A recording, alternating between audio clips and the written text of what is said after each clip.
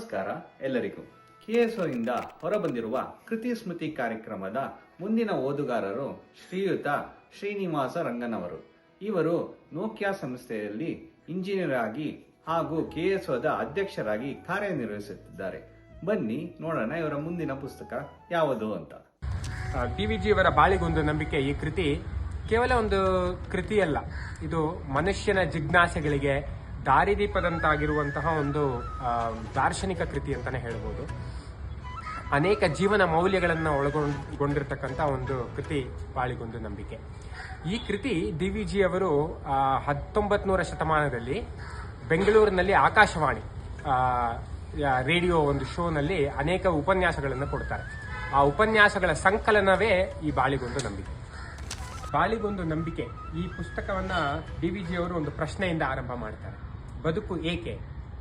ನಾವು ಬದುಕಬೇಕಾಗಿರ್ತಕ್ಕಂಥ ನಮ್ಮ ಜೀವನ ಕೇವಲ ಏತಕ್ಕೋಸ್ಕರ ಬದುಕಬೇಕು? ನಮ್ಗೇನಾದ್ರೂ ಒಂದು ಗುರಿ ಇದೆಯಾ, ಉದ್ದೇಶ ಇದೆಯಾ ಜೀವನಕ್ಕೆ ಅಂತ ಒಂದು ಪ್ರಶ್ನೆಯೊಂದಿಗೆ DVG ಅವರು ಪ್ರಾರಂಭ ಮಾಡ್ತಾ ಹೇಳ್ತಾರೆ, ಕನಕದಾಸರ ವಚನಗಳು, ಎಲ್ಲರೂ ಕೆಲಸ ಮಾಡುವುದು ಹೊಟ್ಟೆಗಾಗಿ, ಗೇಣು ಬಟ್ಟೆಗಾಗಿ, ಮುದ್ದೆ ಹಿಟ್ಟಿಗಾಗಿ.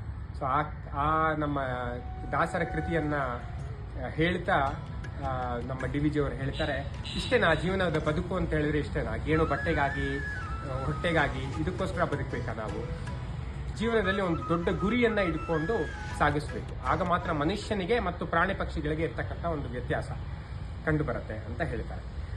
ಆ ದಾಸರ ಕೃತಿಯಲ್ಲೇ DVG ಅವರು ತಗೊಂಡು ಹೇಳ್ತಾರೆ, ಉನ್ನತದ ನೆಲೆ ಆದಿಕೇಶವನನ್ನು ನೆನೆಯುವುದು, ಧ್ಯಾನವನ್ನು ಮನಮುಟ್ಟಿ ಮಾಡುವುದು ಮುಕ್ತಿಗಾಗಿ, ಜೀವನ ತೃಪ್ತಿಗಾಗಿ, ಆನಂದಕ್ಕಾಗಿ, ಭಕ್ತಿಗಾಗಿ.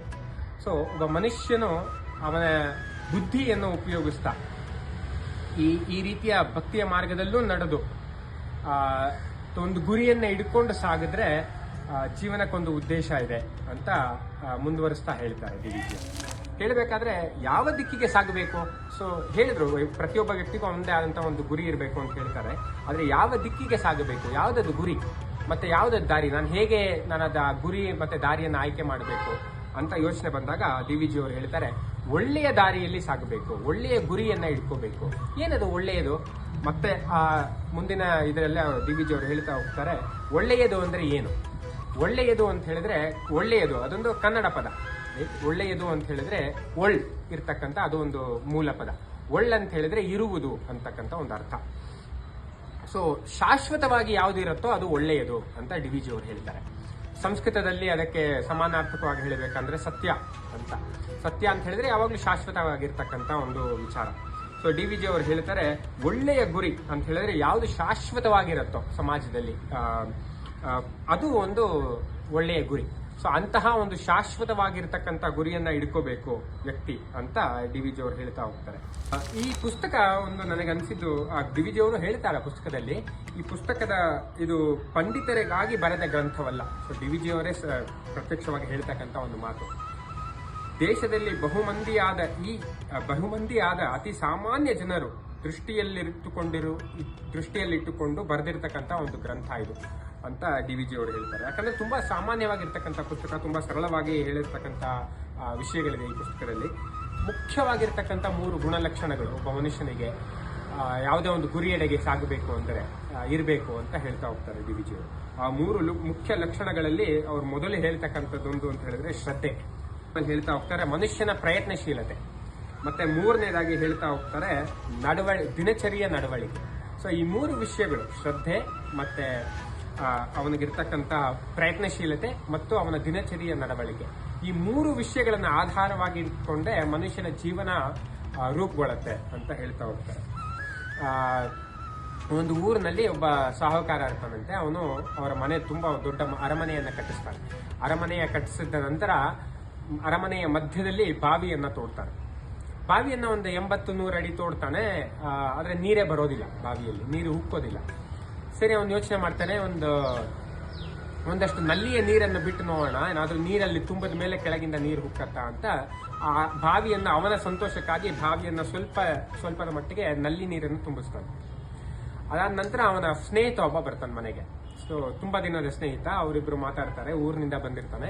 ಆ ಸ್ನೇಹಿತನು ಆ ಮನೆಯಲ್ಲೇ ಒಂದು ಮನೆಯನ್ನ ತಗೋಬೇಕು ಅಂತ ಮಾತಾಡ್ತಿರ್ತಾನಂತೆ. ಆಗ ಸಾಹುಕಾರ ಯಾರು ಮನೆಯನ್ನ ಕಟ್ಟಿದ್ದ ಅವನು ಹೇಳ್ತಾನೆ, ನೀನ್ ಯಾಕೆ ಈ ಮನೆ, ನಾನು ಇವಾಗ ಹೊಸದಾಗಿ ಕಟ್ಟಿದ್ದೀನಿ, ಈ ಮನೆಯನ್ನು ತಗೋಬೋದಲ್ಲ ನೀನು. ಅವನು ಹೇಳ್ತಾನಂತೆ ಬಂದಿರ್ತಕ್ಕಂಥ ಒಬ್ಬ ವ್ಯಕ್ತಿ, ಒಂದು ಸ್ನೇಹಿತ, ಆದ್ರೆ ನನಗೆ ಬಾವಿ ಬೇಕು, ಇಲ್ಲಿನ ನಲ್ಲಿ ನೀರನ್ನ ನಂಬೋದಕ್ಕಾಗಲ್ಲ, ಸೊ ಬಾವಿ ಇರ್ತಕ್ಕಂಥ ಒಂದು ಮನೆ ಬೇಕು. ಒಂದು ಕ್ಷಣದಲ್ಲಿ ಇವನು ಯೋಚನೆ ಮಾಡ್ತಾನೆ, ನಮ್ಮ ಮನೇಲಿ ಇಲ್ಲೂ ಬಾವಿ ಇದೆ, ನೋಡು ನೀರು ಕಾಣಿಸ್ತಾ ಇದೆಯಲ್ಲ, ಬಾವಿ ಇದೆ ಅಂತ ಹೇಳ್ತಾನೆ.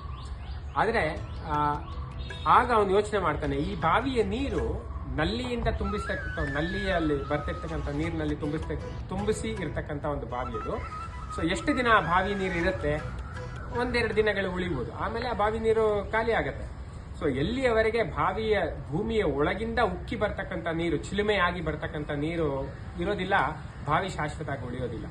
ಸೊ ಅದನ್ನ ಅವರಿಬ್ಬರ ಸಂಭಾಷಣೆಯನ್ನ ನಡುವಿನಲ್ಲಿ ಆ ವ್ಯಕ್ತಿಗೆ ಅರಿವಾಗತ್ತಂತೆ. ಸೊ DVG ಅವರು ಅದನ್ನ ಹೇಳ್ತಾರೆ, ಅಂದ್ರೆ ಒಬ್ಬ ವ್ಯಕ್ತಿತ್ವ ಅಂತ ಹೇಳಿದ್ರೆ ಹೊರಗಿನಿಂದ ಬರ್ತಕ್ಕಂಥ ಸಹಾಯಗಳನ್ನ ಹಿಡ್ಕೊಂಡು ರೂಪುಗೊಳ್ತಕ್ಕಂಥ ವ್ಯಕ್ತಿತ್ವ ತುಂಬಾ ದಿನ ಉಳಿಯೋದಿಲ್ಲ.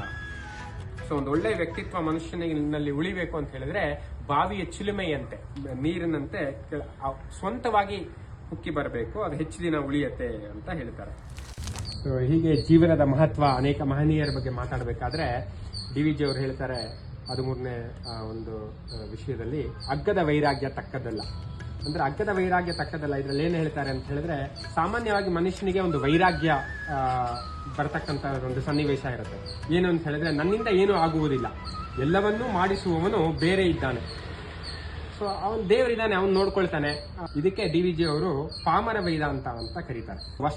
ವಸ್ತುಗಳಲ್ಲಿ ನನ್ನದು ಅಂತ ಒಂದು ಅಪೇಕ್ಷೆಯನ್ನ ಬಿಡಬೇಕು ವೈರಾಗ್ಯದಲ್ಲಿ, ಆದರೆ ಪ್ರಯತ್ನಶೀಲತೆಯನ್ನ ಬಿಡಬಾರದು ಅಂತ ಹೇಳ್ತಾರೆ. ಅಂದ್ರೆ ಎಲ್ಲ ದೇವರಿಗೆ ಬಿಟ್ಟಿದ್ದು ಅಂತ ಹೇಳ್ಬಿಟ್ಟು ನಾನು ಸುಮ್ಮನೆ ಕೂಡ್ಲಿಕ್ಕೆ ಆಗೋದಿಲ್ಲ.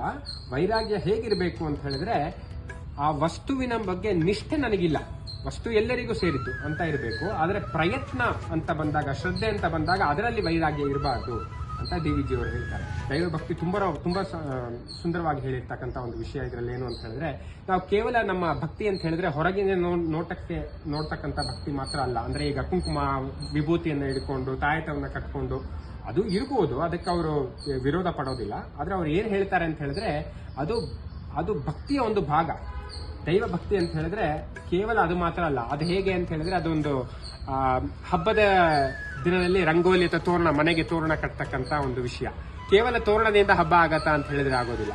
ತೋರಣ ಅಂತಕ್ಕಂಥದ್ದು ಹಬ್ಬದ ವಾತಾವರಣ ತರಲಿಕ್ಕಷ್ಟೇ. ಸೊ ಆ ವಾತಾವರಣದ ನಂತರ ಹೋಳಿಗೆ ಹೂರಣ ಮಾಡಿ ಸಂತೋಷವಾಗಿ ಊಟ ಮಾಡ್ತೀವಲ್ಲ, ಅದು ಹಬ್ಬ ಅವತ್ತಿನ ದಿನ. ಹಾಗೇನೆ ಅವ್ರು ಏನ್ ಹೇಳ್ತಾರೆ ಅಂದ್ರೆ, ಈ ತರ ವೇಷಭೂಷಗಳು, ಕುಂಕುಮ ಇಟ್ಕೊಳ್ಳೋದು ಇದೆಲ್ಲ ಇರಬಹುದು, ಆದ್ರೆ ಅದಕ್ಕಿಂತ ಹೆಚ್ಚು ಏನ್ ನಾವು ನೋಡ್ಬೇಕು ಅಂತ ಹೇಳಿದ್ರೆ, ವಿವೇಕ ಕಾರ್ಯಗಳನ್ನ ಮಾಡಬೇಕು. ಅಂದ್ರೆ ಪರರಿಗೆ ನಿಂದನೆ ಆಗುವಂತ ಕಾರ್ಯವನ್ನ ಮಾಡಬಾರದು. ಪರಸ್ಪರ ಸ್ನೇಹ ಭಾವ ಮತ್ತು ಪರಸ್ಪರರಿಗೆ ನಾವು ಗೌರವ ಕೊಟ್ಟು ನಡವಳಿಕೆ ಹೇಗಿರುತ್ತೆ ನಮ್ದು, ಇದೇ ಬಂದು ಆ ಭಕ್ತಿಯ ಒಂದು ಈ ರೀತಿ ಅನೇಕ ಒಳ್ಳೆಯ ವಿಷಯಗಳನ್ನ ಒಳಗೊಂಡಿರ್ತಕ್ಕಂಥ ಒಂದು ಪುಸ್ತಕ ಅಂತ ಹೇಳಿದ್ರೆ ಬಾಳಿಗೊಂದು ನಂಬಿಕೆ. ತುಂಬಾ ಸಂತೋಷ ಆಯಿತು ಪುಸ್ತಕವನ್ನು ಓದಿ. ಅನೇಕ ವಿಷಯಗಳನ್ನ ಸರಳವಾಗಿ ಹೇಳಿದ್ದಾರೆ DVG ಅವರು ಈ ಪುಸ್ತಕದಲ್ಲಿ. ಸೊ ಜೀವನೋತ್ಸಾಹ, ಪೌರುಷ ಪ್ರಕಾಶ, ಸ್ನೇಹ ಮತ್ತೆ ಸೌಜನ್ಯತೆ, ಇವುಗಳೇ ಜೀವನದ ತಾರಕ ಮಂತ್ರಗಳು ಅಂತ DVG ಅವರು ಹೇಳಿದ್ದಾರೆ. ಸೊ ಈ ಸ್ನೇಹ, ಸೌಹಾರ್ದತೆ ಮತ್ತೆ ಪರಸ್ಪರ ಒಂದು ಸ್ನೇಹದ ಭಾವ ಮತ್ತು ನಂಬಿಕೆ, ಗುರಿ, ಇವೆಲ್ಲವೂ ಜೀವನವನ್ನ ಸುಂದರವಾಗಿ ರೂಪುಗೊಳಿಸುತ್ತವೆ ಅಂತ DVG ಅವರು ಈ ಪುಸ್ತಕದಲ್ಲಿ ಕೊನೆಗೆ ಹೇಳ್ತಾರೆ. ಸೊ ತುಂಬಾ ಒಳ್ಳೆಯ ಪುಸ್ತಕ, ದಯವಿಟ್ಟು ಎಲ್ಲರೂ ಓದಬೇಕು ಅಂತ ಕೇಳ್ಕೊಳ್ತೀನಿ.